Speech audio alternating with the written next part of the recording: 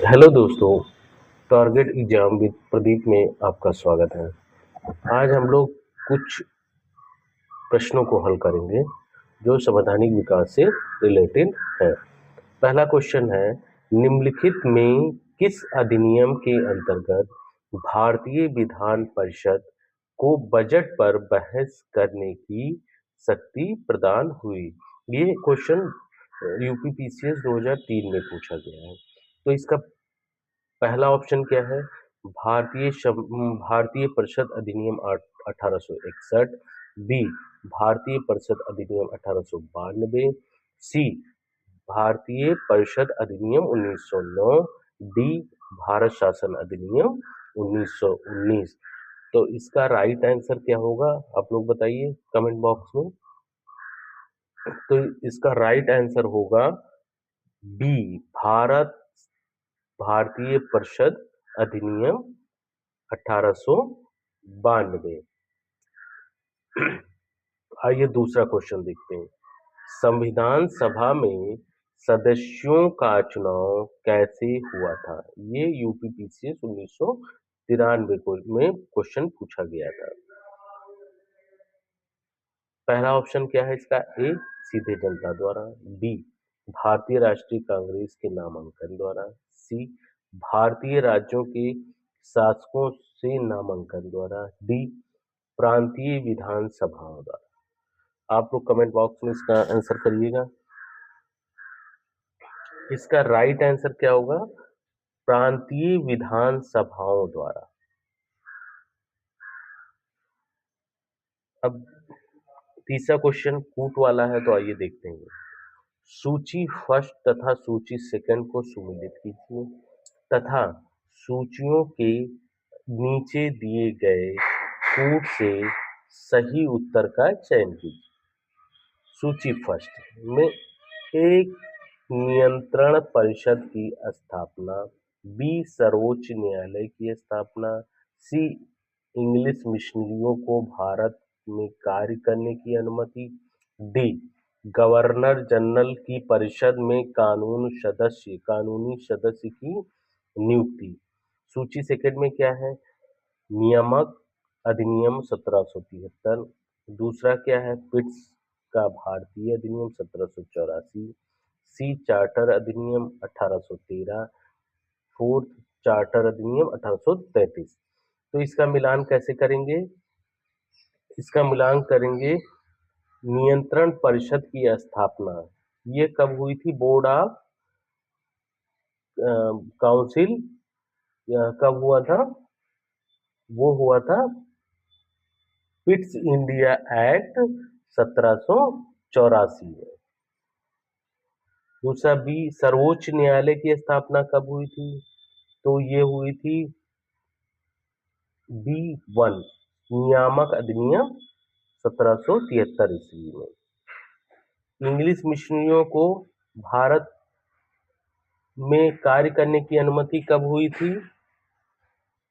तो चार्टर अधिनियम 1813 के तहत। गवर्नर जनरल की परिषद में एक कानूनी सदस्य की नियुक्ति की गई थी, वो चार्टर अधिनियम 1833 में। तो इसका राइट आंसर क्या होगा? कमेंट बॉक्स में करिएगा आप लोग। इसका राइट आंसर होगा 3B। निम्नलिखित में चौथा क्वेश्चन है, निम्नलिखित में से किस अधिनियम में कलकत्ता सर्वोच्च न्यायालय की स्थापना का प्रावधान किया गया था? ए है रेगुलेटिंग एक्ट 1773, बी पिट्स का भारत अधिनियम 1784, C charter act 1813, D charter act 1833। तो आप लोग कमेंट बॉक्स में इसका आंसर करिएगा। आपने ऊपर भी ये क्वेश्चन देखा है, सेम सिमिलर है। तो इसका राइट आंसर होगा रेगुलेटिंग एक्ट 1773, यानी ए ऑप्शन सही होगा इसका। पांचवा क्वेश्चन करते हैं, केंद्र में द्वैध शासन किस अधिनियम के अंतर्गत स्थापित किया गया?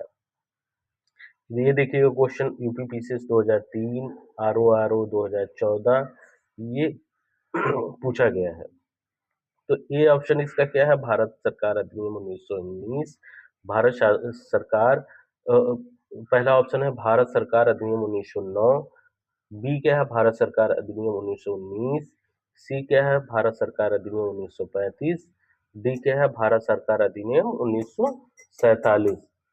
तो पांचों का सही आंसर क्या होगा, आप लोग कमेंट बॉक्स में करिएगा कि जो द्वैध शासन स्थापित किया गया है केंद्र में, वो भारत सरकार अधिनियम 1935 के तहत स्थापित किया गया है। छठा क्वेश्चन करिएगा आप लोग, कैबिनेट मिशन योजना के अंतर्गत संविधान निर्मात्री परिषद में प्रत्येक प्रांत को आवंटित सदस्य संख्या निर्धारित करने के लिए एक प्रतिनिधि कितनी संख्या के अनुपात में था। ये क्वेश्चन देखिएगा यूपी पीसीएस 2003 में बनाया गया है।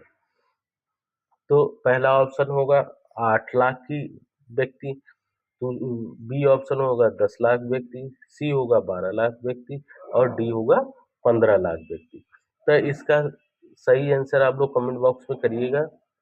तो इसका सही आंसर होगा 10 लाख व्यक्ति। सातवां क्वेश्चन होगा, एक निर्वाचित संविधान सभा द्वारा सर्वप्रथम भारत के संविधान का निर्माण करने का प्रस्ताव किया था। ये देखिए यूपी पीसीएस मेंस 2008 में क्वेश्चन पूछा गया था। पहला है साइमन कमीशन द्वारा, बी भारत सरकार अधिनियम 1935 द्वारा, सी क्रिप्स मिशन द्वारा, डी ब्रिटिश कैबिनेट डेलीगेशन द्वारा। तो इसका राइट आंसर आप लोग कमेंट बॉक्स में करिएगा, क्या होगा, 7 का सी यानी क्रिप्स मिशन के द्वारा ये होगा। तो आगे भी हम लोग टारगेट क्लासेस विद प्रदीप में आगे भी और भी क्वेश्चन करेंगे। आज के लिए इतना ही, धन्यवाद।